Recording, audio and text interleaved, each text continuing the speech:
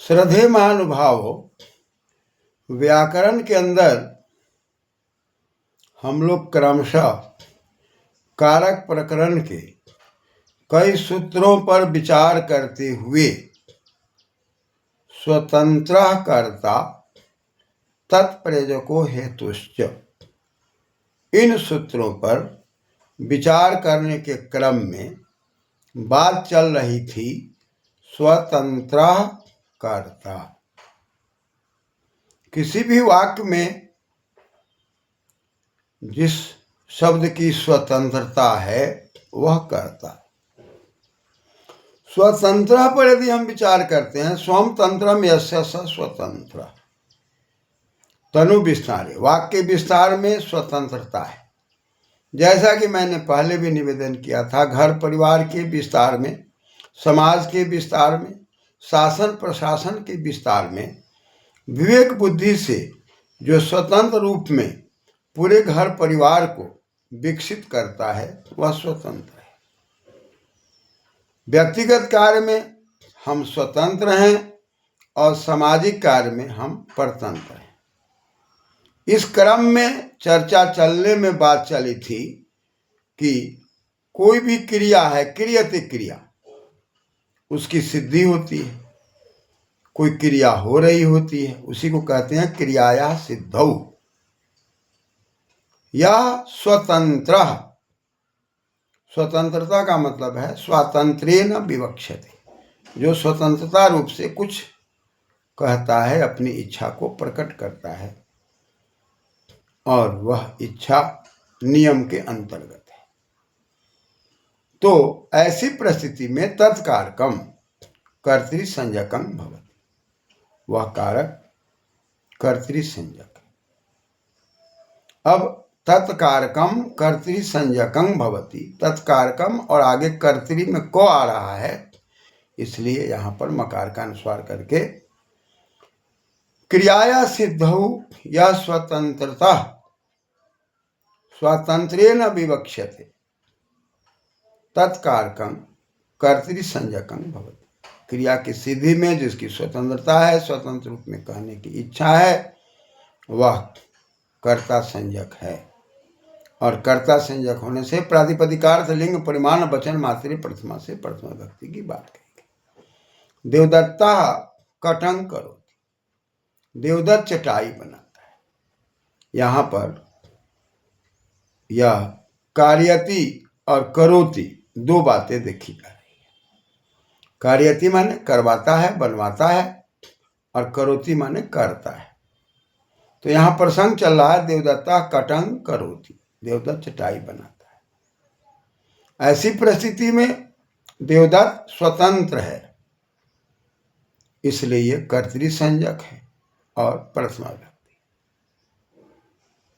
आगे सूत्र कहता है तत्प्रयोजको हेतुश्च, तत् स्वतंत्र के लिए प्रयोग है। और तत्प्रयोजकों में यदि हम समास करते हैं, तस्य प्रयोजकः तत्प्रयोजक,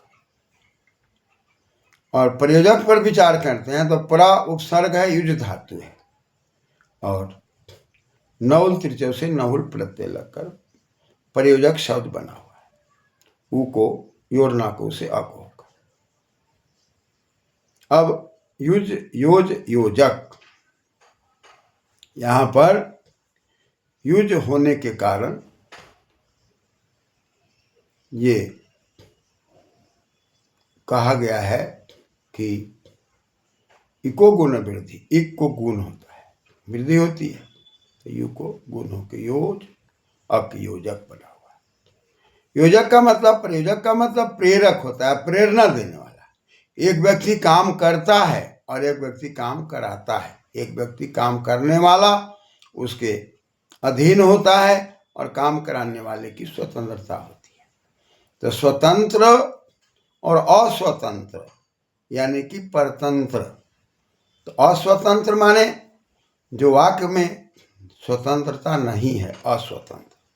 और परतंत्र माने पर का तंत्र, ऐसा भी करते हैं परमपिता परमात्मा की शासन व्यवस्था।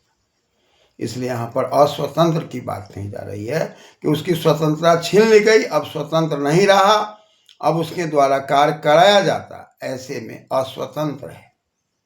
तो कहा कि तत्प्रयोजको हेतुश्च, हेतुश्च में हेतु है और च है, और वहां पर विसर्ग का सकार होके हेतुश्च बना हुआ है, और हेतुश्च में सकार का स्तोष नाचू से सकार का तालाब सा बन के हेतुश्च।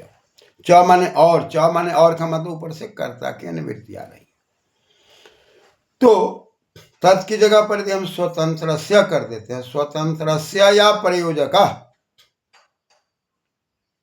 स्वतंत्र का जो प्रयोजक है हेतु संज्ञकम, वह हेतु संज्ञक है, और च से कर्ता संज्ञक, कर्तृ संज्ञकम च, वह कर्तृ संज्ञक भी है, उसको हम हेतु संज्ञा भी करेंगे और कर्ता संज्ञा भी करेंगे, जो प्रेरणा देने वाला है, और जिसकी प्रेरणा में कार्य करेगा, अब वह न हेतु संज्ञक है न वह कर्ता संज्ञक है। ऐसी परिस्थिति में उस पर विचार करना है। देवदत्ता कटं करोति, अब जैसे ही करोति में हेतुवाची हुआ तो हेतुमति से नीच प्रत्यय लगा, और नीच प्रत्यय होने से वृद्धि होकर उरण रपर आदि सूत्र लगकर कार हो गया, कार से कारी हो गया। फिर पुनः आगे की प्रवृत्ति में कार्यति बन गया। अब जब कार्यति क्रिया के रूप में दिखाई पड़ने लगा, तब यह शब्द कार्यति होने के कारण, हेतुवाची होने के कारण, अब प्रेरक जो है मान लीजिए यजदत्त हो गया। अब देवदत्त चटाई बनाने वाला हो गया, जो अस्वतंत्र हो गया। अब इसकी स्वतंत्रता बाधित हो गई। ऐसी परिस्थिति में अब देवदत्त के लिए कर्तृकर्ण तृतीया अनभिहित, न अभिहितम अनभिहितम तस्मिन अनभिहित, अब नहीं कहा गया, यानी कि तिप प्रत्यय या कृत प्रत्यय या तद्धित प्रत्यय के द्वारा जो कर्ता संबंधित होता है, जिसको कहा जाता है, उसमें प्रथम व्यक्ति होती है। देवदत्ता कटं करोति, करोति यहाँ पर देवदत्ता को कह रहा है, इसलिए देवदत्ता में प्रथम व्यक्ति है। लेकिन अब यह यजदत्त प्रेरित है, यह हेतुवाची संज्ञक है और कर्तृ संज्ञक है, इसलिए अब यजदत्ता कार्यति यदि बात आ गई, यजदत्त के द्वारा चटाई बनवाई जाती है। कटम, कटम में कट है, अम है, कर्तृप से तमम कर्म से कर्म संज्ञक है, और कर्म द्वितीया से अनभिहित होने से द्वितीया होकर कटम कार्यति, और यजदत्त उसको प्रेरित करने वाला है। यजदत्ता कटम कार्यति, किससे चटाई बनवाई जा रही है? तो देवदत्त से। तो यहाँ पर अब देवदत्त शब्द जो है कर्तृकर्ण तृतीया, कर्ता और करण की बात हो और वो अनभिहित हो।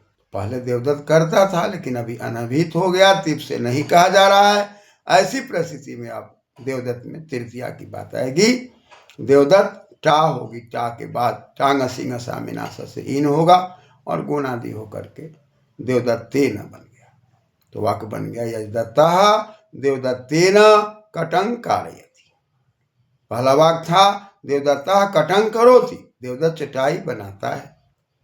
अब बात आ गई यजदत्ता देवदत्तेन कटं कारयति, अब प्रेरक हो गया। प्रेरक होने के कारण, हेतुवची होने के कारण, हेतु संज्ञक होने के कारण अब वह कर्तृ संज्ञक है, उसमें अब प्रथम व्यक्ति हो गई। अतः देवदत्ता अब स्वतंत्र नहीं रहा, उसका विस्तार नहीं रहा, अब अस्वतंत्र हो गया। ऐसी परिस्थिति में देवदत्त शब्द में तृतीया व्यक्ति हो गई। तो बात बन गई देवदत्तेन कटं कारयति यजदत्ता, यजदत्त देवदत्त के द्वारा चटाई बनवाता है। तो ऐसी परिस्थिति में दो सूत्रों में स्वतंत्र कर्ता तत्प्रयोग हेतुश्च में दोनों में मेल है कि वही करता है, लेकिन जब स्वतंत्र है तो प्रथमा व्यक्ति है, और जब वह परतंत्र हो गया तब उसमें तृतीय व्यक्ति की बात हो गई। यही मुख्य रूप से समझने की बात है। स्वतंत्रता छिन गई, अस्वतंत्र हो गया। ऐसी परिस्थिति में जो प्रेरक हो गया, मोटिवेटर हो गया, वही अब कर्ता हो गया, और वो हेतुवाची है, प्रेरणा देने वाला है। और प्रेरणा में प्र और ईर है, प्रेरयति, जो प्रेरणा देता है, जो हर प्रकार से उसको कहता है कि भाई आप चटाई बनाइए। और इस प्रकार से यहाँ पर वह जो करता था वो तृतीया में, और जो प्रेरक था उसमें परथवा भक्ति। इस प्रकार का संवाद हो रहा है। अतः इन दोनों सूत्रों में यही समझना है कि स्वयं तंत्र है, करता है, लेकिन प्रेरक यदि हो गया है तब वह कर्ता अब करण में परिणत हो जाएगा। धन्यवाद।